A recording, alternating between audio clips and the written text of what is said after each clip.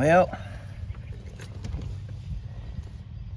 I got you guys some good footage of doing the fuel tank on this Buick of mine. At least the testing went right. Tank went in okay without having to drop the muffler. But then that started a whole bunch of other stuff.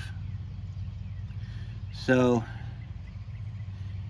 what was going to be one big video on how you drop your tank and change your sending unit and test your sending unit and all that other stuff is now becoming a series, because when I started this, I had a gas gauge that would take it up to half a tank and then it wouldn't go any further. Now I have no gas gauge at all. And the only thing I did was I changed the bolts that holds the tank in. I put the OEM bolts back in it because at the time I put the tank together, I didn't have any OEM hardware for it.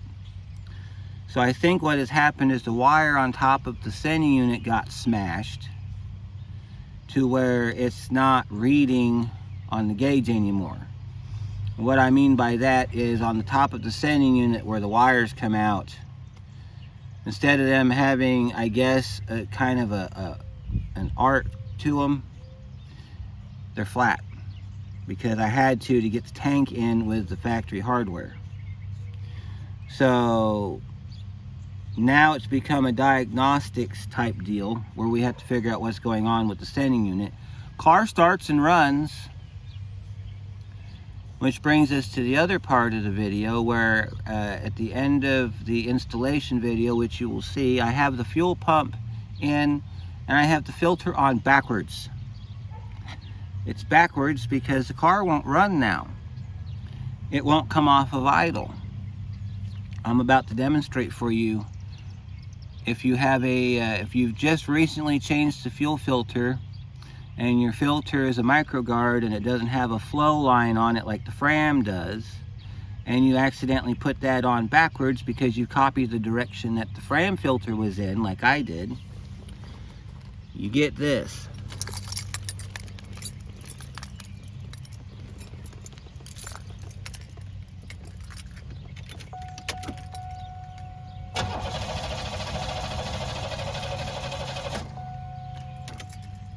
It won't even start now.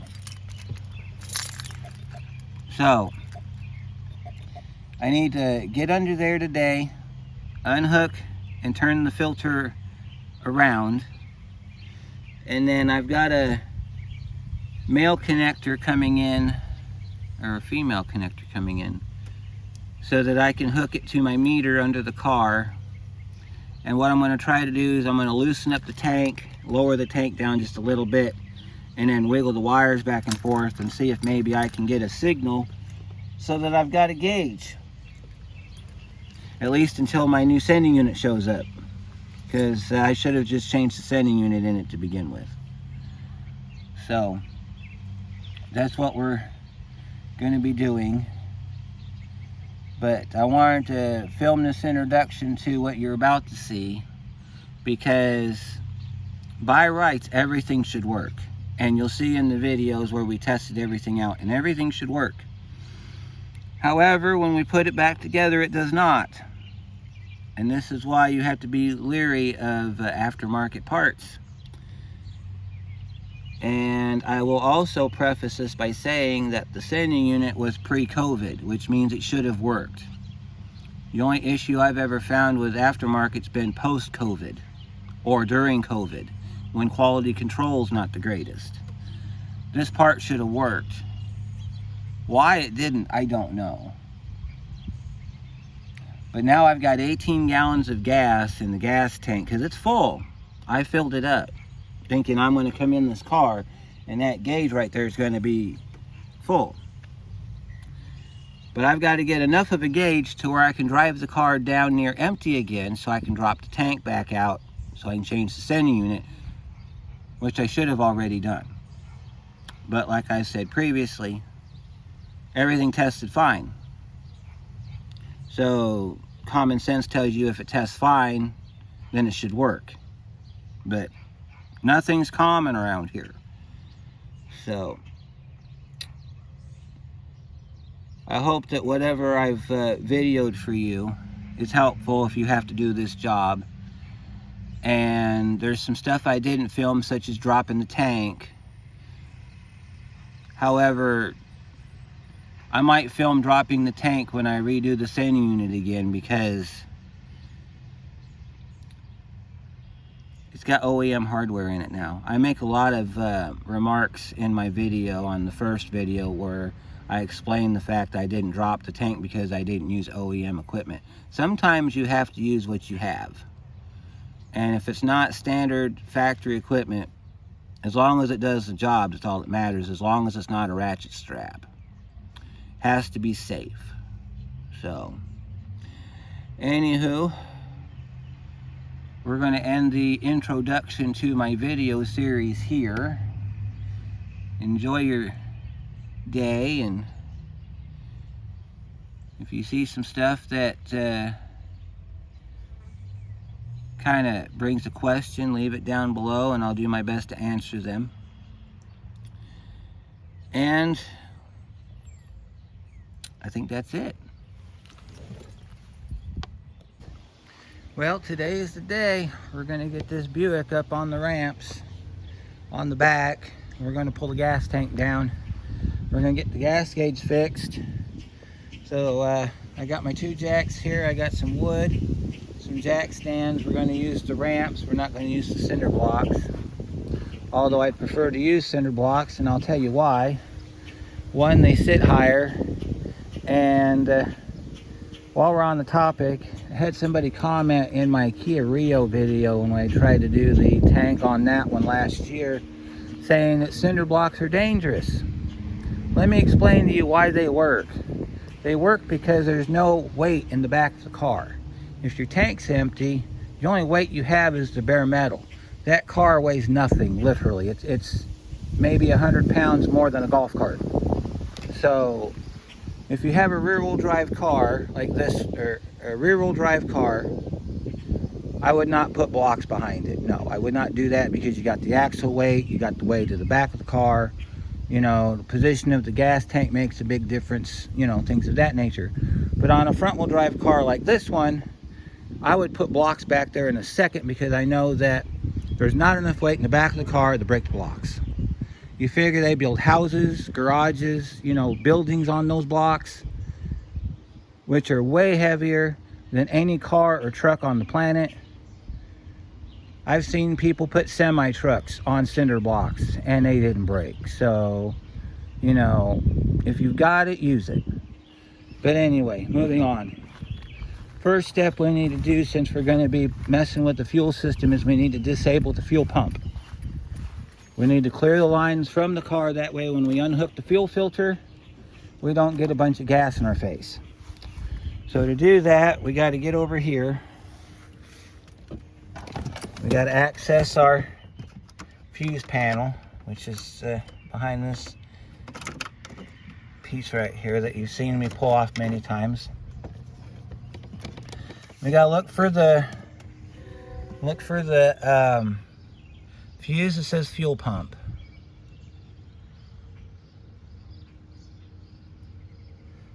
Okay, I don't see one that says fuel pump, so it's probably going to be under hood. So let's go ahead and set this over to the side.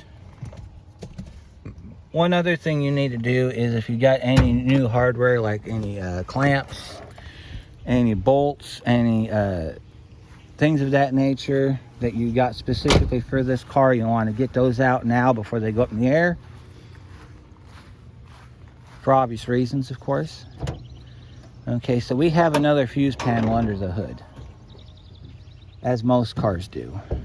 So let's see if we can. All right, our fuse panel is going to be over there, and we need to find the fuse that says fuel pump on it. We got to disable the fuel pump. That way we get the pressure off the pump. The lines will come loose a lot easier,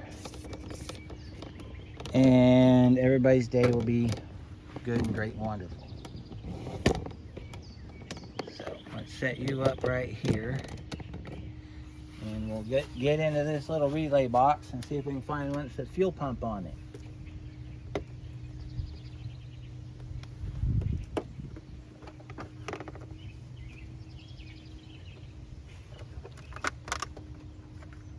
In the event you don't have a relay or a fuse for the fuel pump, but you know where the cable is that activates the pump, you can get under there and unplug it, and we might have to, and then try starting the car up and run it till it dies. So let's try this fuse box right here. Let's see, nothing on that one. That's what's in that one. You see my little panel there. That's all that's in that one. So let's try the other one. Nope, nothing in that one either. Here's that one. So in this situation, this is what we're going to do. Since we have to unhook it anyway, we'll put our fuse cover back on. That way we don't get anything inside our electrical. Just kind of look around everything here. Make sure you get your plugs in the right spot. And you take your device here and just kind of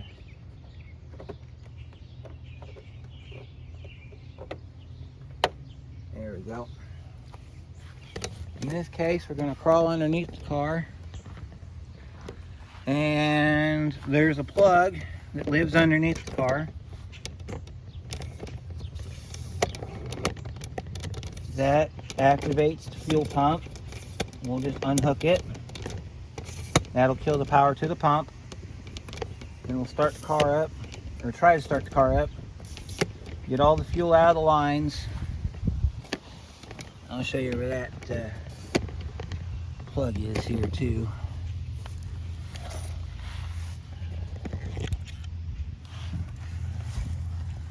That plug that we need is, well, I can't find it. There it is. It's right up there in that corner. It's the plug that's got the white clip on it. Got to unplug that, and then we can start the car up, let it run a minute, and then when it dies, we're in good shape.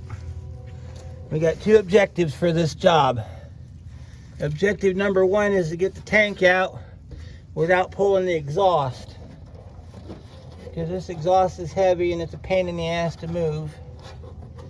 Objective two is to try to fix our existing fuel sender without having to buy us a new one. So if we can obtain both objectives, I think we'll be in good shape. Oh my goodness, this clip is being a pain in the butt today. Well, I'm going to unhook this clip. I'll be right back. Okay, I got the clip out. That's what it looks like. You want to put this somewhere safe, because you're going to have to put it back in when you're done. Alright, so you can reach up here now, lift back on your tab, and then disconnect your cable. Alright, and then we'll put this tab in the glove box, because it's going to be a while before we get ready to use it again. I got the car slightly jacked up, got a little bit of rust on me from wheel wells, but that's okay. A little rust never hurt nobody. Alright, I don't have it jacked all the way up yet because we got to disable we got to clear the fuel system, and that's what we're trying to do here. You might be able to get one of these clips from the GM dealer, but I haven't tried, so I can't be the authority on whether or not you can do that. But that's where we put the clip, right there in the tray, in the cup holder. We got to grab our keys. I'm going to try to start the car. We have our fuel pump unplugged, and if we turn the car on, you won't hear the pump kick on. See, the pump did not kick on.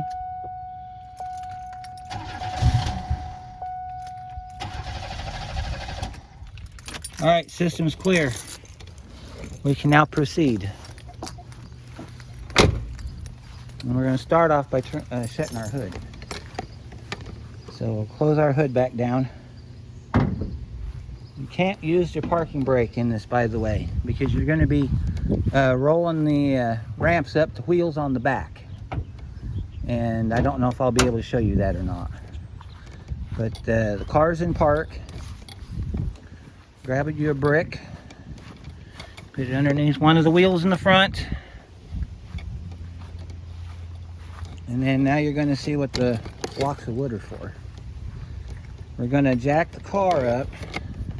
I don't know if you can see it from that angle, but we're jacking the car up off the coil spring. So as the car goes up, the tire's going to go up as usual. Want blocks there to give you extra room because we got one jack that's not as tall as the others. So I'm going to get this up on the ramps and then I'll show you what it looks like, and then we'll get started with the tear down on this fuel tank.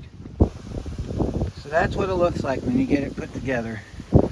I got a jack stand over there, and then if you come around the other side of the car, got a jack stand right down there. I got it up on the ramps.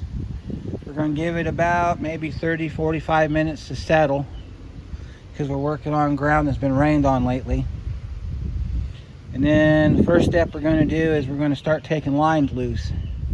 You got 3 lines on this car. You got a return line, a pressure line, and a vent. And they're all on the driver's side. Right up in there. Gotta take it loose right there. And right there, because we're changing the fuel filter. Gotta take it loose right there. That's our vent line. Or no, that's our return line. I'm sorry, that's our return line. Our vent line's a little baby line back here. That's our vent line right there. That you can take off of up here because it hooks right to the sending unit. So there's a couple things that we're going to have to wait till the tank's a little bit lower to get to, but they'll get done. So we're going to let this thing settle for a little bit. Then I'm going to come out here with a bucket and some line wrenches. I'm going to start getting some stuff taken loose. Start getting this tank dropped.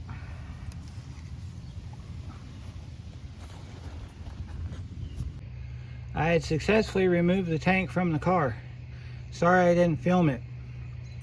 The way I had it bolted in was not how you would have yours bolted in. I didn't want to show you because it would have been misleading. However, the rest of it will be exactly like your car. So now we got our tank out. We need to get the sending unit out, and then we can examine it and find out exactly what happened. So to get the sending unit out, you gotta get this ring off. This ring right here. Get it on the corner here. Take your hammer and you just tap it.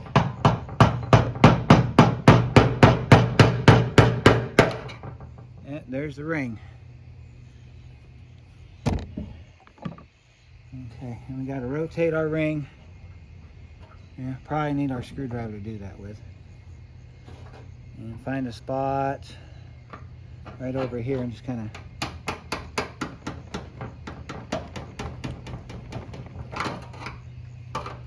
now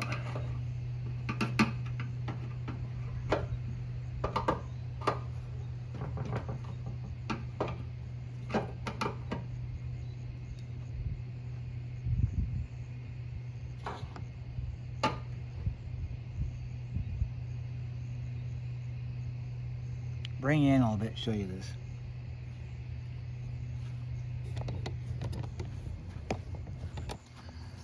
This one's got alignment tabs on it, right here and right here.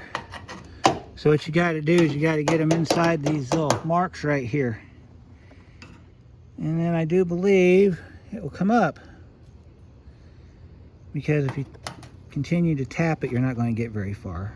No, wait, never mind, I take that back. we got this opening right here we got to tap it into. So let me get that done. I'll pull this ring off of here and we'll show you how to get the sending unit out. Okay, so let's keep on tapping.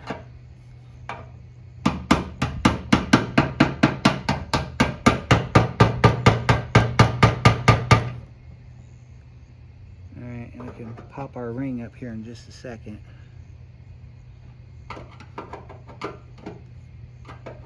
I gotta kick it back a little bit here. It looks like our... Oh! Okay. I think I might have solved our problem. Alright, let's see if we can get our ring out real quick. See if I can figure out what it is I'm going to be telling you here in a minute. Okay.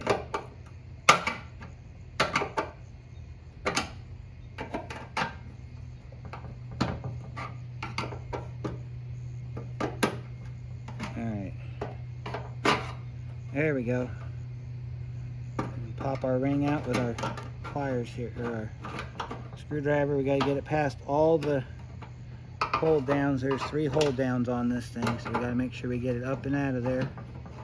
Don't bend your ring because you're going to need to use it to put it all back together with. Alright, now we're in business. Alright, now your tank will have this piece of rubber on it right here. That's an insulator. You have to have it. It's important. Keeps your car from blowing up. Alright, so we're going to grab our lines down here towards the end, give it some stability. We're going to pick it up nice and easy. Easy does it. Why is there a hose clamp on the end of this? There should not be a hose clamp on the end of this. Oh wait, it's for the sock. Pull your sock up and out. Kind of keep an eye on where you're at with your... Just let your sock leak down a little bit there. Alright. Okay. We got our... Show you what it looks like inside the tank. There's your sock right here. There's your pump. Pump works great, so I don't have a problem with the pump. But sending unit's the part that we're going after today. So let me show you what the inside of the tank looks like, in case you've never seen the inside of a gas tank before. Alright. Okay. You see that space right there, straight down? That's called a baffle. And what that's for is fuel comes into that baffle and keeps it from sloshing around in there. Okay? There's holes in here that allows the fluid, the fuel to get in there when you fill your tank up. And then you have your overflow on the top. See where that empty space is? That goes out to the rest of your tank. So that's what the inside of a fuel tank looks like. That big baffle keeps the fluid from sloshing around when you go around corners. So that way the back of your car doesn't go sliding side to side because of all the fuel in here sloshing back and forth in it. That's what that baffle does. It keeps the fuel from causing you problems. So I think that's it for tonight. We'll jump back on this tomorrow. While we're going to get the meter out, we're going to check our resistance and everything on here, and then see what we have to do to fix it, or if we have to order another sending unit and replace it. So that'll be tomorrow. It is day 2 and we are live on the back of our service truck. Actually, we're not really live, but you know what I mean. All right, we got our sending unit back here. It's got our fuel pump attached to it that we pulled out of our gas tank last night. And I didn't film the removal of the tank, but the reason I didn't do that is because I didn't have the bolts. I didn't have OEM bolts in the truck, in the car. I had to break the original bolts out because they were rusted solid. So as a temporary fix to get the car to where I could drive it, I used a nut and bolt setup. Well, let me tell you, in my infinite stupidity, I put Loctite all the way down the threads. I made it virtually impossible for you to put anything on top of the bolt because the gas tank was in the way. There's a floorboard or a trunk pan right there, and so had to get creative, which briefly, a pair of vice grips and a wrench. Never do that. Never do that. That's just a recipe for disaster. Then, of course, the tank had a quarter tank of gas in it because I didn't run it all the way empty, so I had a gas spill I had to deal with last night. Big mess. Big mess. All right, so today we're going to start off with testing the sending unit. I've got a couple rule and theories here as to what the problem is. So, to test the sending unit, you got to get your cord. All right, and if you look at your cord, you got two sets of wires. One set of wires is going to run the pump itself. The other set of wires are to the gauge, to the sending unit. So if you set your float down like that, it should be empty. You should have 0 ohms. You're doing an ohms reading test on this. So let's get our meter turned on. And of course it's going to read OL because nothing's attached to it. Check our meter. Meter looks good. You want to hook your black lead into the black and white trace line, and I believe this one goes in the purple line, and if it's flat you should get 0. All right, so if you want to take the noise out, we're going to range our meter up. Well, actually we are at the right reading because it's ohms. So when I lift that arm up, that number should go up. According to GM service data, 0 ohms, which is where we're at here, 0 ohms. Now let's go ahead and just range that up to 0 ohms. All right, so that's K ohms. Milliohms. There we go. I guess that's where we're stuck. All right. Service data for this car says 90 ohms is full, so 45 would be half, and then I think it's 15 to 30 would be quarter tank, something like that. So let's go ahead and set it at about half a tank. That's about half a tank. Let it balance itself out there. Okay, so that's as high as it would go in the car. That's where it would read at a full tank. Okay, so let's go ahead and put it at full. That's full.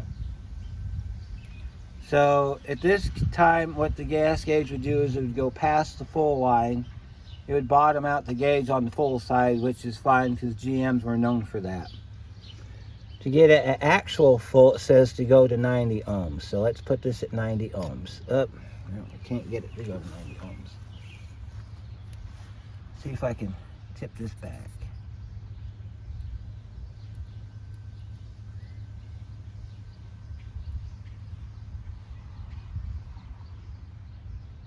Right about in here is full. Okay, so the best we can get is right here though. Matter of fact, one day when I put the reading on this, it said 38.6, which would be probably right about down in here somewhere. Okay, and then you do your quarter tank reading, which would be right about there's quarter tank. And then 3/4 tank would be up here. So based off of our testing, our gauge works.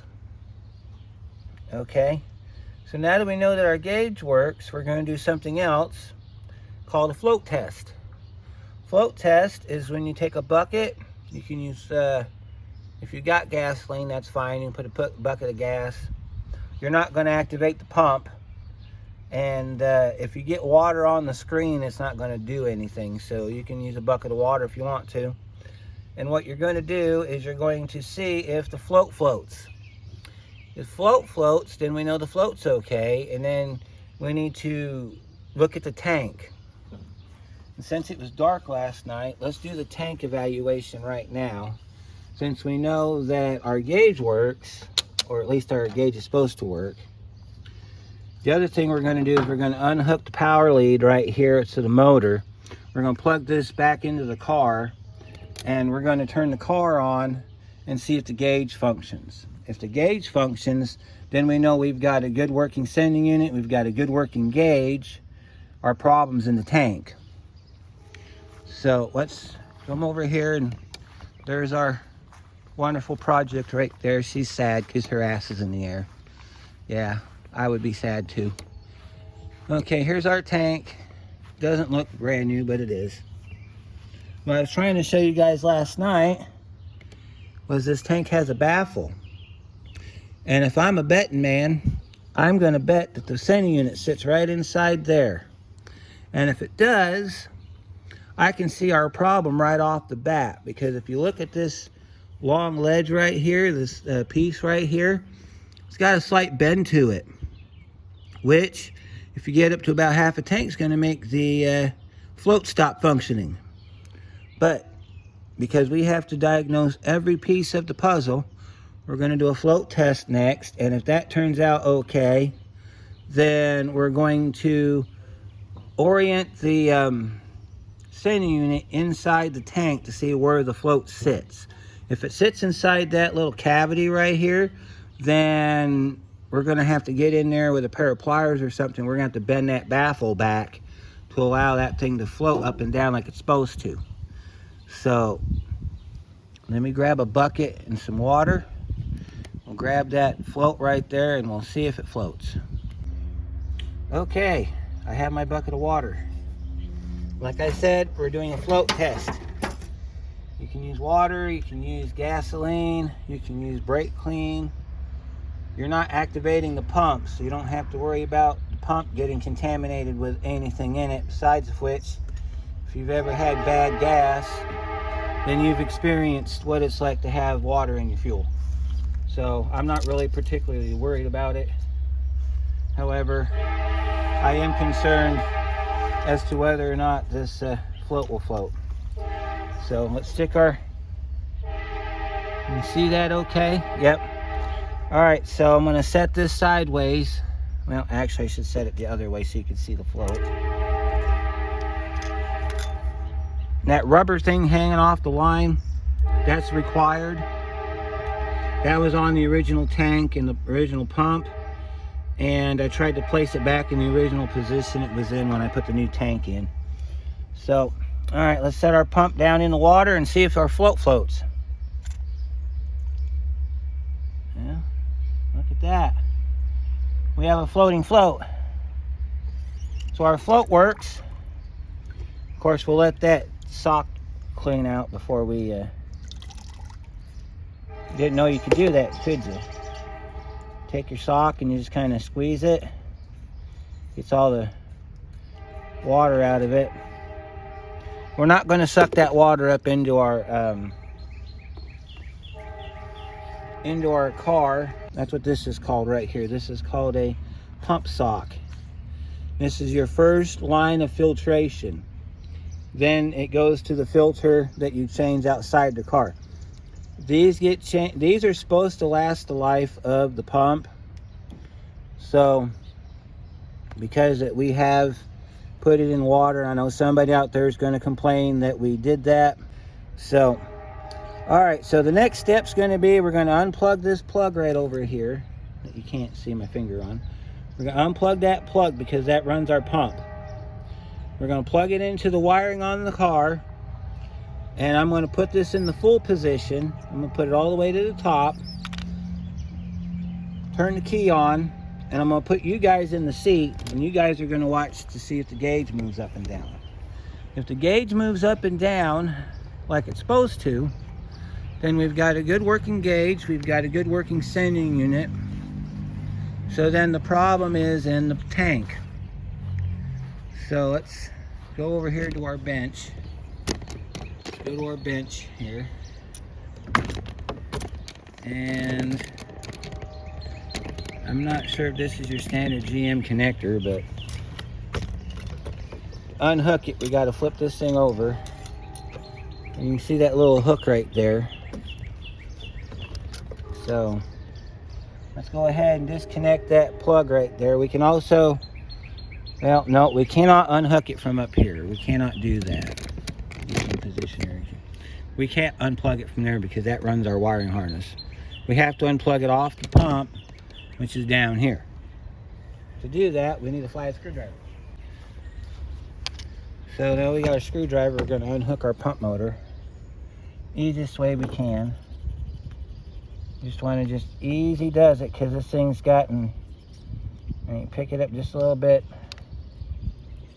and just kind of, you want to kind of pick it up, push the pump off. There we go. You don't want to press that up too high because if you break this off, pump's junk, you got to start over. I don't want to start over. We're all about going forward here, not going backward. It does look like we got a clamp off of our fuel pump though. So we're going to have to probably clamp that because that clamp's not stable.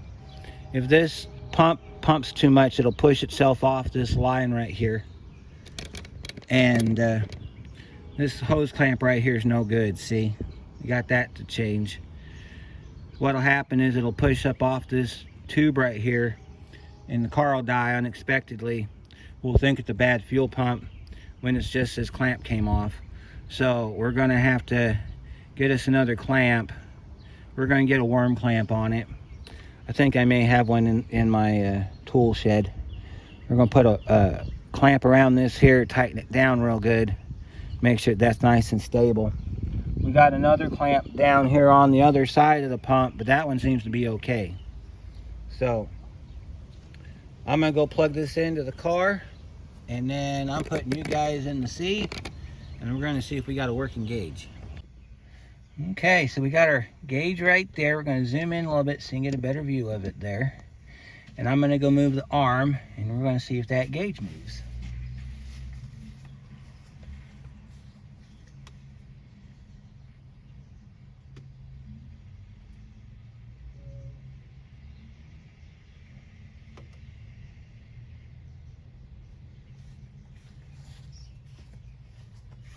Yeah, it looks like our gauge is at half a tank. At least it's getting there. All right, let's try 3/4 tank.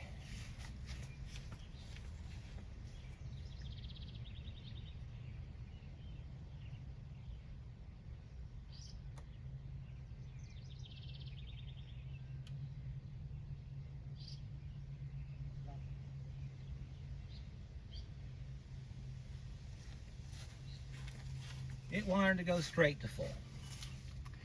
And look at that, we have a good working gauge.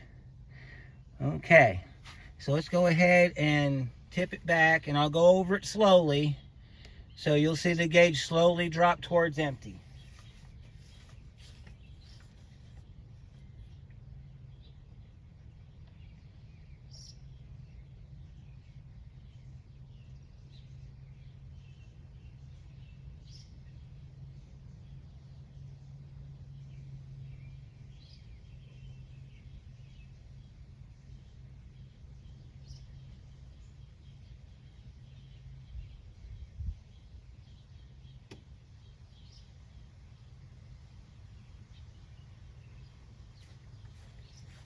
Well, I think that works.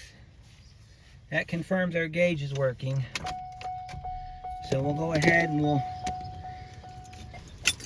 start getting our equipment together so we can put the tank back together.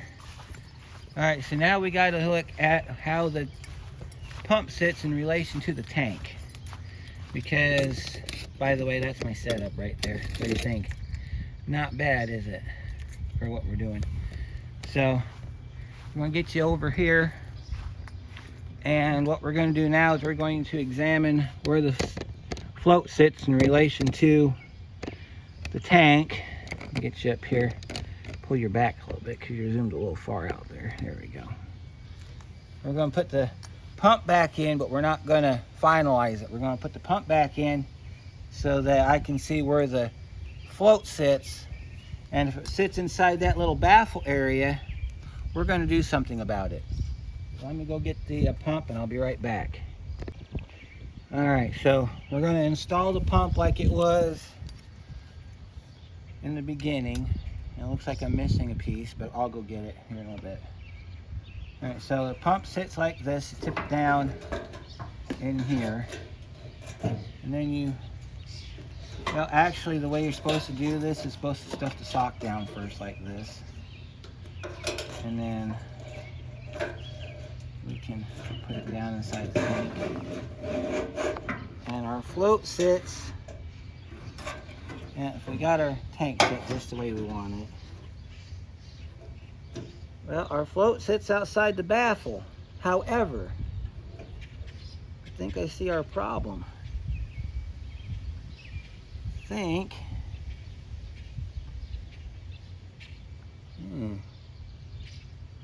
me go get a pair of pliers and we're gonna, well, actually no. I got this flagpole right here. We're gonna put a loop on the end of it. So we're gonna put a hook on the end of it like this, see? And we're gonna use that and we're gonna pull up on the float arm. And what I wanna see is if it's getting caught.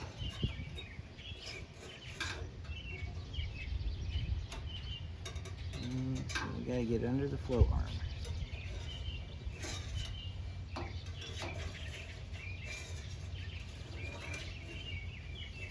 We're pulling up on the float arm.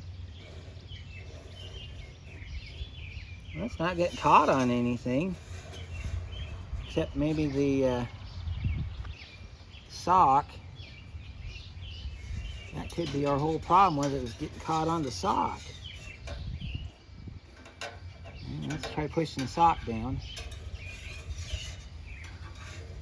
We gotta hook the arm back up again. I feel bad you guys can't see any of this.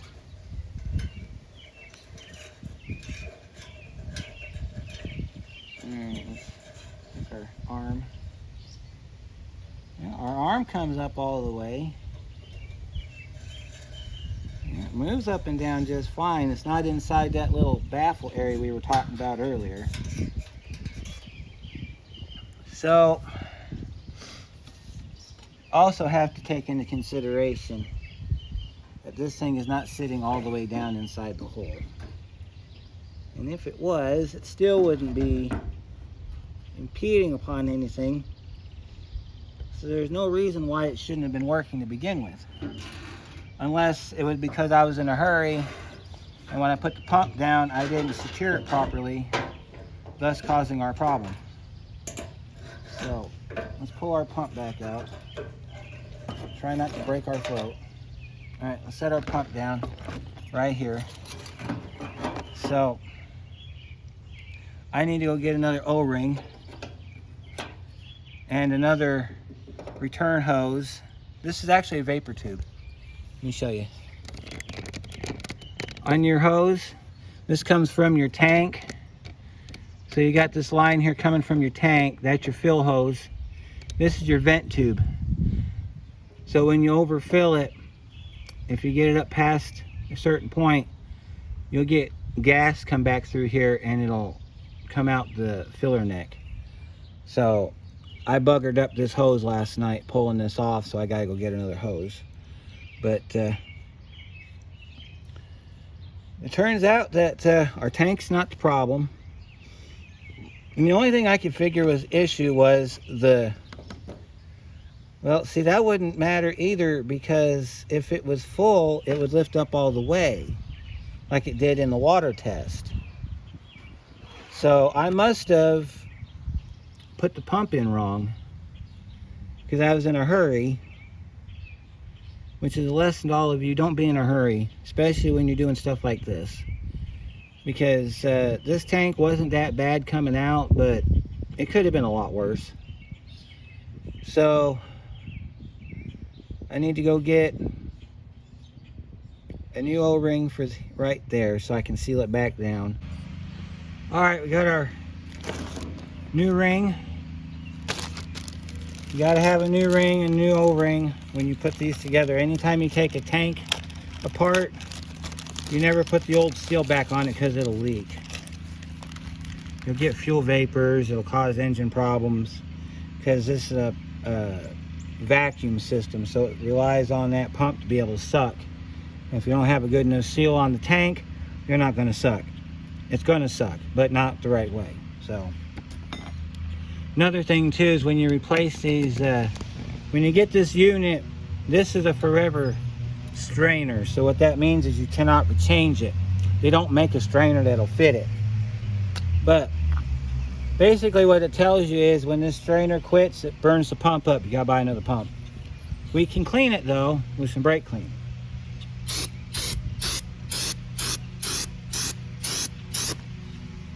Plus there's a little bit of gas left in the tank, so it'll kind of work its way around. All right, so you gotta put wrap your seal around everything. Slide it down. Make sure that this is nice and clean in here too. It doesn't have any garbage in it.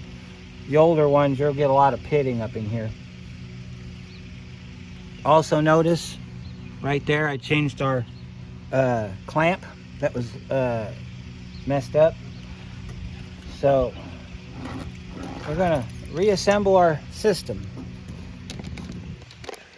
Get set up here. We're gonna do it differently than we did last time.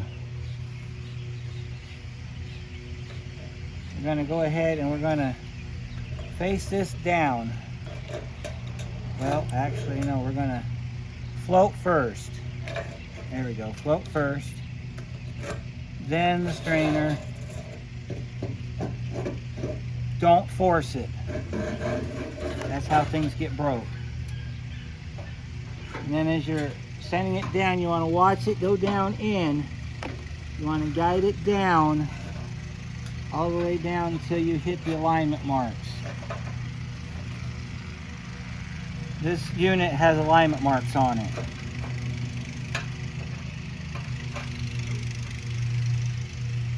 And we could use the new O-ring. We could use the new lock ring if we needed to, but this one's fine. Take your pump.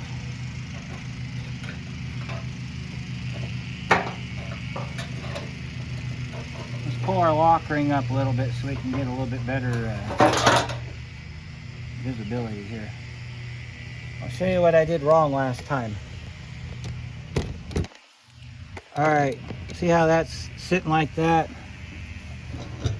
Goes inside of these alignments right here. You got to have this thing centered right inside those alignment tabs for it to fit right. When I put this in, it wasn't lined up all the way, and I think that's what caused my sending unit not to function. And then you feed your ring up like this, and with it still, make sure you're still inside your alignment marks. See how it goes inside those alignment marks? And then you take your ring, and you gotta bring your ring around to one of these openings right here.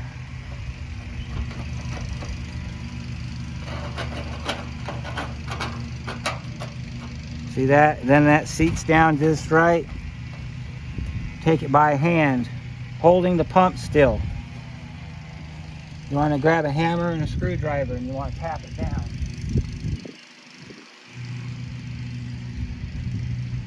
If you don't want to use the screwdriver right yet, you want to use the screwdriver as a guide right now and just kind of do this with it. You can get on the back side here and just kind of holding the pump still. You want to take the screwdriver and push it. And you see how the lock ring's kind of going into its own? You can kind of push the lock ring with the screwdriver on these flats right here until you're 100% sure that it's in, that the tank is, the sending unit's not going to move. All right. Then you want to get on these flats right here and you want to tap it home. Gently tap it home. Now, let's see if we can get it over here on this side.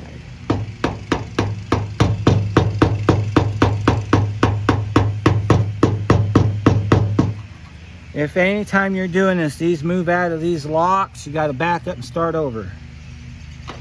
So you're always watching to make sure these locks stay in. When you get this all the way up into this notch right here, it'll lock in place. So you got to take it nice and gentle.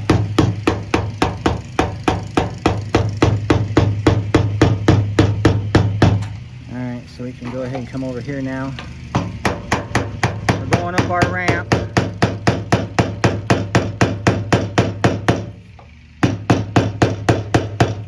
And there it is.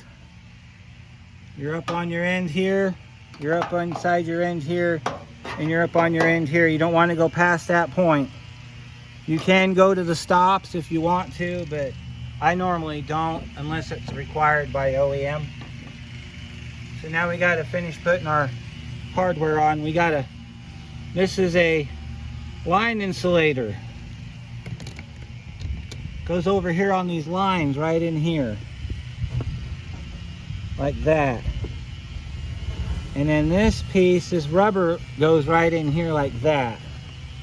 And that's an insulator that keeps the lines from rubbing up against each other and chafing, because when this is all the way up in the car, that's smashed right up against it. So you got to have something in between.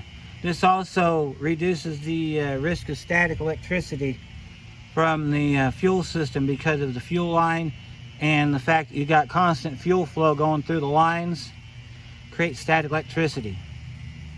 So tank's ready to go back in the car. So now we got to get you set up over at the car so you can see how the tank goes back in.